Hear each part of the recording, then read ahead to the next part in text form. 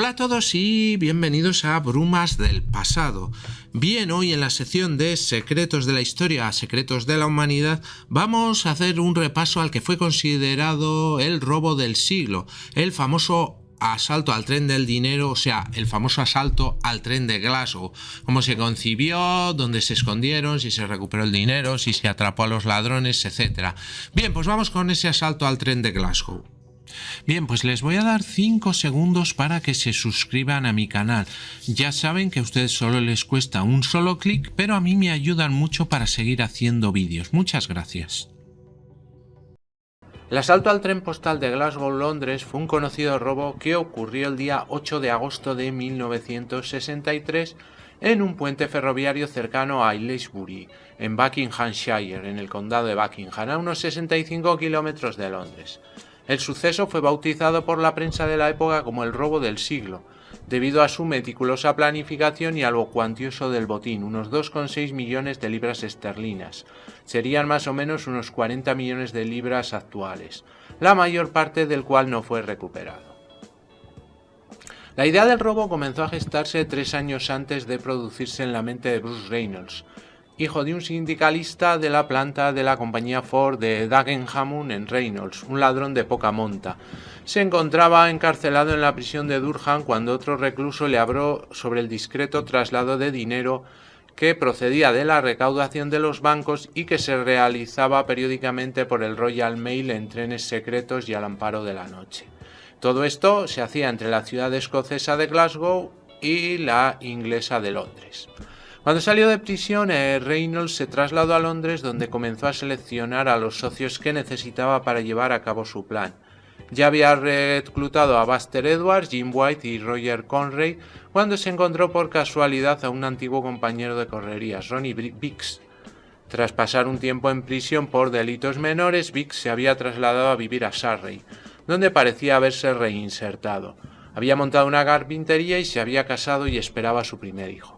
Reynolds necesitaba las dotes de mando y los contactos de Biggs, por lo que le contó a este sus planes y le ofreció dirigir la operación. Biggs aceptó unirse a la banda y tras reclutar al resto del personal se trasladaron al que sería su cuartel general, una granja que John Wither, el encargado de la intendencia del grupo, habría alquilado cerca del lugar donde tendría lugar el asalto. A las 7 menos 10 de la tarde del miércoles 7 de agosto de 1963, el tren Up Special de la oficina postal ambulante Travelling Post Office, TPO, partió de la estación central de Glasgow hacia la estación de Euston, en Londres. El convoy constaba de 12 vagones y transportaba 72 trabajadores de la Royal Mail. El segundo vagón, en la parte delantera del tren, era el coche que contenía los envíos certificados, gran parte de los cuales contenían dinero en efectivo. Generalmente, el importe total de estos paquetes habría estado en torno a las 300.000 libras, pero debido a que había sido un fin de semana festivo en Escocia, el total del dinero que transportaba el convoy aquella noche ascendía a 2,6 millones de libras esterlinas. No fue casualidad que la banda planificara el asalto para ese día, según después se descubrió en investigaciones posteriores. Unos meses antes, un confidente habría dado el soplo sobre la especial cuantía de transporte a Gordon Woody, uno de los lugartenientes de Edwards. Nunca se pudo identificar a este misterioso personaje cuya identidad fue finalmente revelada por el propio Woody en 2014. A las 3:15 de la madrugada del 8 de agosto, el maquinista Jack Mills detuvo el tren frente a un semáforo en rojo que previamente la banda había manipulado. El ayudante del conductor bajó entonces del tren y se dirigió al teléfono del poste para comunicarse con la estación más cercana. Sin embargo, los cables habían sido cortados. Fue en este momento cuando se vio rodeado por los asaltantes. A partir de este momento, los hechos ocurrieron de forma rápida y precisa. Tom Wisby y Robert Welch maniataron al ayudante. Charles Wilson irrumpió en la locomotora, donde el maquinista ofreció resistencia y fue golpeado en la cabeza. Este fue el único acto violento del asalto.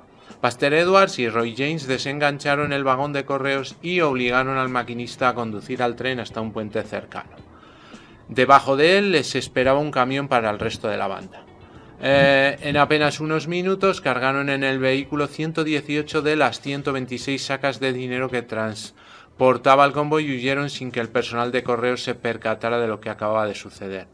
La policía llegó al lugar de los hechos 45 minutos más tarde. Scotland Yard montó un extraordinario operativo policial para investigar el caso, el más grande hasta entonces, y al frente se situó el inspector jefe Jack Slipper. Mientras tanto, los 15 miembros de la banda se habían escondido en una granja, donde su intención era pasar un par de semanas a la espera de que el ambiente se relajara. Las largas horas de inactividad y los nervios hicieron que apenas pasados unos días se repartieran el botín y se marcharan. Fue un vecino quien alertó a la policía de los extraños movimientos que se habían producido en la granja, pero cuando la policía llegó no encontró más que sacos de dormir y grandes cantidades de comida y las sacas de correo vacías del tren robado. Sin embargo, hubo un objeto que fue determinante en la identificación y posterior detención del grupo de asaltantes, un tablero de Monopoly. Los miembros habían estado jugando en él durante su estancia en la granja y habían dejado sus huellas dactilares, lo que permitió a los investigadores identificar y detener a casi todos los miembros del grupo. El juicio a los ladrones se inició en Aylesbury, Buckinghamshire, el 20 de enero de 1964 y duró 51 días. Todos recibieron condenas de al menos 30 años de prisión. Bruce Reynolds, principal cerebro del robo, logró escapar del acecho policial ocultándose en México y Canadá hasta que finalmente regresó al Reino Unido, donde fue detenido en 1968. Reynolds cumplió condena hasta 10 años después. Charlie Wilson y Ronnie Biggs, que habían sido juzgados y encarcelados en 1964, se fugaron de la cárcel al poco tiempo de ingresar. Biggs escapó de Windsor Prison y tras pasar por Francia, España y Australia logró llegar hasta Brasil, donde permaneció huido 31 años. Convirtiéndose en uno de los fugitivos más célebres del Reino Unido.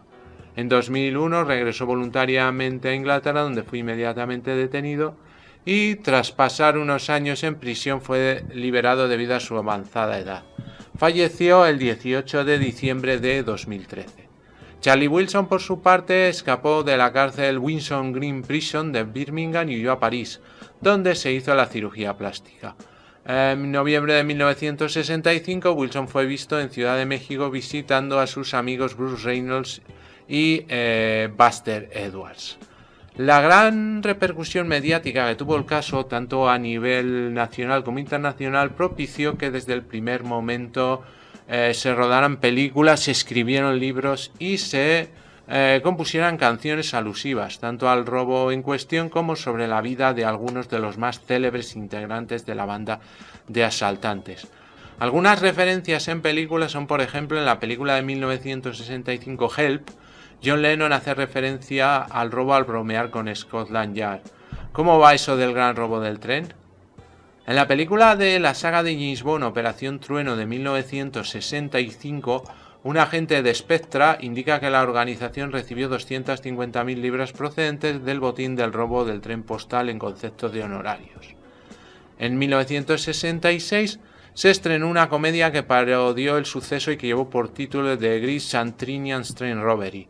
En 1967 Stanley Baker produjo y protagonizó la película El Gran Robo, Robbery, interpretando el papel de Bruce Reynolds.